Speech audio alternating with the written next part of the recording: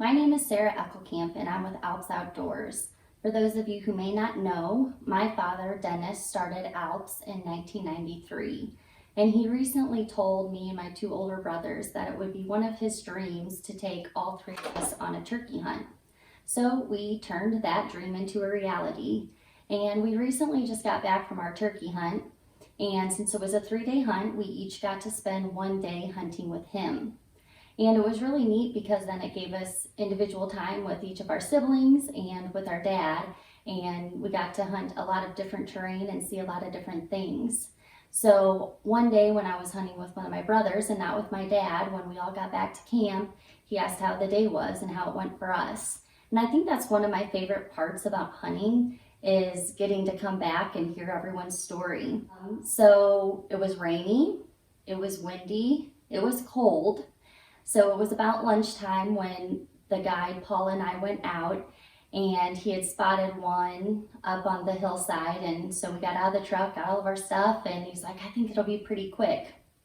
So we are in these big trenches and we're, like doing the whole army crawl thing to stay low, still trying to, manage that while holding my gun, also trying not to put my hand in soaking wet water since it had been raining all day.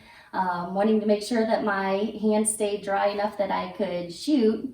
So every time that we thought we were close enough, he's like, oh, just another 40 yards, just another 40 yards.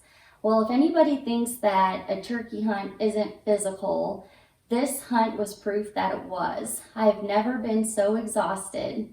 And so we just keep going, and we're finally to the point where the turkeys are in the clearing. I'm going to be able to get up and shoot. And the one we had our eye on the whole time, and I believe the one we thought was the only one there, right as I'm getting ready to shoot, a hen walks behind him. And he's like, don't shoot, because I don't want you to get both. He's like, but there's another tom to the right. Well, because of the rain and the way their ears were sticking to their chest, I wasn't even sure that one was a tom. And so after confirming and being confident that I was on the right bird, I shot and I wounded him. He did start to run away. So I kind of looked at the guide, looking for advice. And he's like, shoot again, girl. So after already being so exhausted from getting to this point, I just start running after this bird. My second and third shots, I don't even know if I hit him. If I didn't, I'm guessing on one of them I probably did because he slowed down enough then that I looked down and we both knew I'm out of ammo. So what do I do at this point? He's like, reload. I can't find any more shells. So he's looking in his pockets, making sure he didn't have any. I'm double, triple checking, nothing. So he's like, okay, well, here's what we're gonna do. I'm gonna run back to the truck. You're gonna stay here, make sure this bird doesn't move. Okay, well, the truck's not exactly close, but I guess that's the best plan because this bird is at least now bedded down.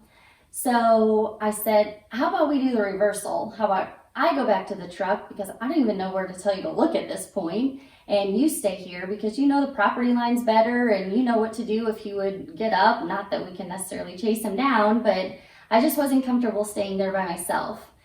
And all this adrenaline and everything, I even must have said to him, I can do it, I'm fast. So off I go to the truck. I'm in my heavy muck boots and already feeling exhausted. And I thought I was fast, but in that moment I felt like I was a turtle and I was barely moving. But I eventually made it back to the truck and I'm going through my vest, I'm going through my layers of clothes that I had taken off, searching all the pockets. And I'm feeling really defeated. I cannot find any ammo. I'm like, what am I gonna do? I have to go back and tell Paul that there's nothing here, but we've come all this way, like we have to finish. So meanwhile, as I'm looking for all this ammo, my brother called to see where we are at. And that's when I realized I have a base layer on that has pockets and I haven't checked there yet. So my phone was in this pocket. I unzipped, I go to this pocket, 2 more shells. Okay, we're back in business. So back I go, like making sure that I'm on the right trail. And when I can finally see Paul, I'm running, making sure that I'm not gonna, thinking, he's probably thinking like, what took her so long? She said she was fast. I promised I was going as fast as I could go. So I see him going.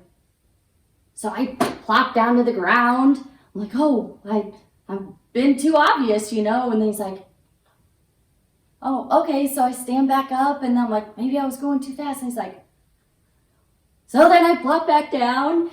Him and I are about to get the giggles and he does this again. And when I get close enough, he's like, I was trying to tell you to slow down. It's okay. You don't have to go so fast.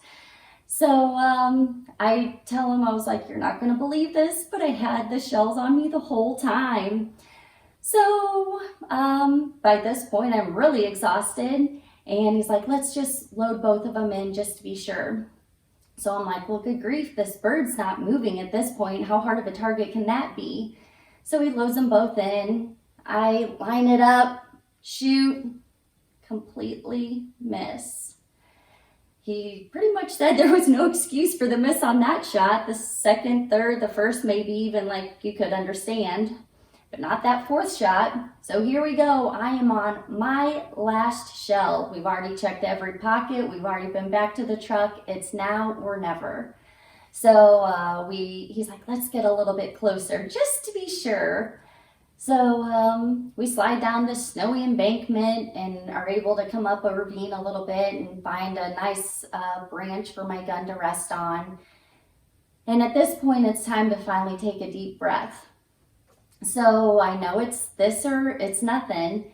And luckily my fifth and final shot was the one it took to get that bird down. And it all ended in a happy ending. And that's just proof that you should always be prepared, always have backup ammo. You never know what kind of scenario you will be in. But it was really, really exciting, and it meant a lot to work that hard for that bird and be able to get it. And my guide was tremendous. I couldn't have done it without him. And so when we went back and are telling this story, it was just really fun to watch everyone's face. They're like, what, you mean 5 shots? Yeah, that's what I mean. So my dad even told me, he said, I can just see it in your eyes when you tell the story that you really enjoyed yourself. And he's right, I did. So I'm really fortunate that I got to go on this trip with them. And I hope that you get to have a story like this in the future that you can share.